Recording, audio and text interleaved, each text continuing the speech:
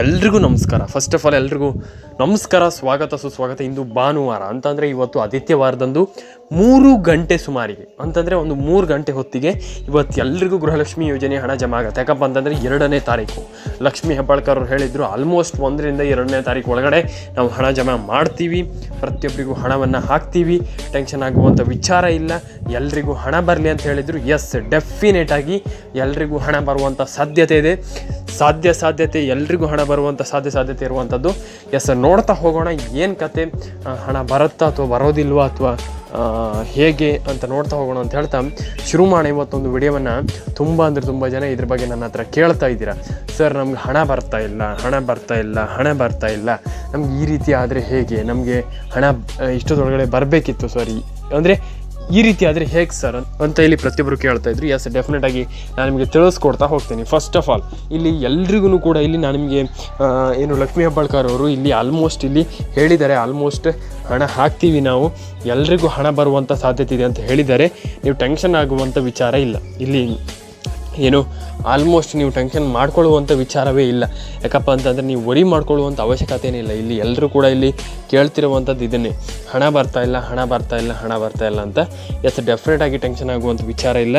ಇಲ್ಲಿ ಎಲ್ರಿಗೂ ಆಲ್ಮೋಸ್ಟ್ ಇಲ್ಲಿ ಎಲ್ರಿಗೂ ಹಣ ಬರ್ತಾ ಇಲ್ಲ ಅಂತ ಇಲ್ಲಿ ಎಲ್ಲರೂ ಕೂಡ ಹೇಳ್ತಿರುವಂಥದ್ದು. ಹಣ ಬರದೇ ಇರುವಾಗ ಇಲ್ಲಿ ನೀವು ಏನು ಮಾಡಬೇಕಾಗ್ತದೆ ಅಂತಂದರೆ, ಹಣ ಬರದೇ ಇರುವಾಗ ನೀವು ಏನು ಮಾಡಬೇಕಾಗ್ತದೆ ಮತ್ತು ಇಂತಿಷ್ಟು ಅಂತಂದರೆ ಒಂದಿಷ್ಟು ಸ್ಟೆಪ್ಸನ್ನು ನಾನು ನಿಮಗೆ ತಿಳಿಸ್ಕೊಡ್ತಾ ಹೋಗ್ತೀನಿ. ಟೆನ್ಷನ್ ಆಗುವಂಥ ವಿಚಾರ ಇಲ್ಲ.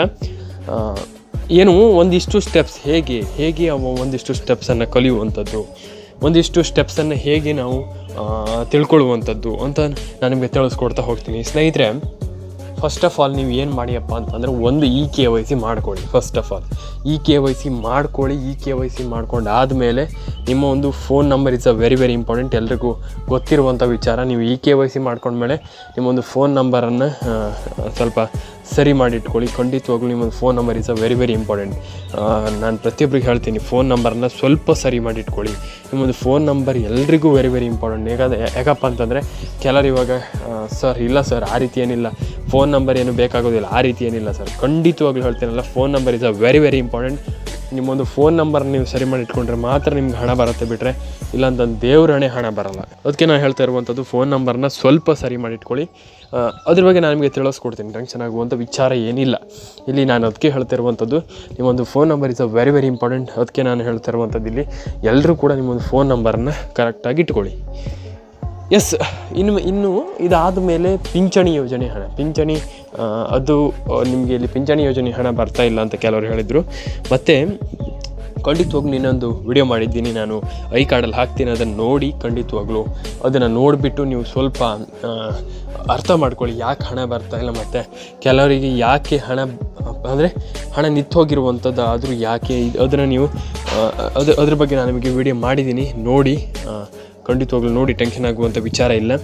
ಮತ್ತು ಇದಾದ ಮೇಲೆ ನಿಮ್ಮ ಒಂದು phone number is very important. ನಾನು ನಿಮಗೆ ಪ್ರತಿ ಸಾರಿ ಹೇಳಿದ್ದೀನಿ. ಇದಾದ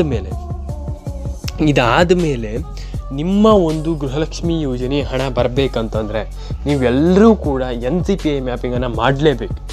NCPI mapping is very important. ನಾನು ಪ್ರತಿ ಸಾರಿ ಹೇಳ್ತೀನಿ, NCPI ಮ್ಯಾಪಿಂಗ್ ಮಾಡಿ ಅಂತ. ಕೆಲವರು ಕೇಳಲ್ಲ, NCPI ಮ್ಯಾಪಿಂಗ್ ಮಾಡಿಲ್ಲ ಅಂತಂದರೆ ನಿಮ್ಗೆ ಹಣ ಬರಲ್ಲ. ನಾನು ನಿಮಗೆ ಫಸ್ಟ್ ಆಫ್ ಆಲ್ ಹೇಳ್ತಾ ಇದ್ದೀನಿ, ನೀವು NCPI ಮ್ಯಾಪಿಂಗ್ ಮಾಡಿಲ್ಲ ಅಂತಂದರೆ ನಿಮ್ಗೆ ಹಣನೇ ಬರಲ್ಲ.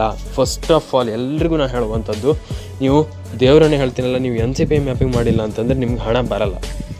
ನಾನು ಪ್ರತಿಯೊಬ್ಬರಿಗೆ ಹೇಳುವಂಥದ್ದು, ನೀವು NCPI mapping is very important. NCPI ಮ್ಯಾಪಿಂಗನ್ನು ಮಾಡಲೇಬೇಕು. ಅದು ಏನಂತಂದರೆ ನಿಮಗೆ ಅದು ಏನು ಖಂಡಿತವಾಗ್ಲೂ ಮಾಡಲೇಬೇಕು, ಕಡ್ಡಾಯವಾಗಿ, ಅದು ಕಂಪಲ್ಸರಿ. NCPI ಮ್ಯಾಪಿಂಗನ್ನು ಮಾಡಲೇಬೇಕು. NCPI ಮ್ಯಾಪಿಂಗ್ ಮಾಡಿಲ್ಲ ಅಂತಂದರೆ ನಿಮಗೆ ಬರಲ್ಲ ಆಗುವಂಥದ್ದು. ಮತ್ತು ಆಮೇಲೆ NCPI ಮ್ಯಾಪಿಂಗ್ ಮಾಡಿಲ್ಲ ಅಂದ ತಕ್ಷಣ ಸರ್ ಏನು ಹಣ ಬರೋದಿಲ್ಲ. ಎಸ್, ಡೆಫಿನೆಟಾಗಿ ಹಣ ಬರಲ್ಲ. ನಿಮ್ಗೆ NCPI ಮ್ಯಾಪಿಂಗ್ ಮಾಡಿದರೆ ಮಾತ್ರ ನಿಮ್ಗೆ ಹಣ ಬರೋದು, ಬಿಟ್ಟರೆ ನೀವು NCPI ಮ್ಯಾಪಿಂಗ್ ಮಾಡಿಲ್ಲ ಅಂತಂದರೆ ಹಣ ಬರೋದಿಲ್ವೇನು? ಹೌದು, ಹಣ ಬರಲ್ಲ. NCPI ಮ್ಯಾಪಿಂಗ್ ಮಾಡ್ರೆ ಮಾತ್ರ ನಿಮ್ಗೆ ಹಣ ಬರುತ್ತೆ, ಬಿಟ್ಟರೆ ಇಲ್ಲ ಅಂತಂದರೆ ದೇವ್ರಣೆ ಹಣ ಬರಲ್ಲ. ನಾನು ನಿಮಗೆ ಫಸ್ಟ್ ಆಫ್ ಆಲೇ ಹೇಳ್ತಾ ಇದ್ದೀನಿ, NCPI ಮ್ಯಾಪಿಂಗ್ ಮಾಡಿಲ್ಲ ಅಂತಂದರೆ ನಿಮಗೆ ಹಣ ಬರೋದಿಲ್ಲ. ಫಸ್ಟ್ ಆಫ್ ಆಲ್ ಹೇಳ್ತಿರುವಂಥದ್ದು ಎಲ್ರಿಗೂ NCPI ಮ್ಯಾಪಿಂಗ್ ಮಾಡಿ ಎಲ್ರಿಗೂ ಹಣ ಬರಲಿ ಅಂತ ಹೇಳ್ತಾ ಸಿಗೋಣ ಸ್ನೇಹಿತರೆ. ನಾನು ಅದಕ್ಕೆ ಹೇಳ್ತಿರುವಂಥದ್ದು NCPI ಮ್ಯಾಪಿಂಗ್ ಮಾಡಿ ಎಲ್ಲರೂ ಕೂಡ ಅಂತ. ಪ್ರತಿಯೊಬ್ಬರು ಕೂಡ ಇಲ್ಲಿ NCPI ಮ್ಯಾಪಿಂಗನ್ನು ಮಾಡ್ತಾ ಇಲ್ಲ.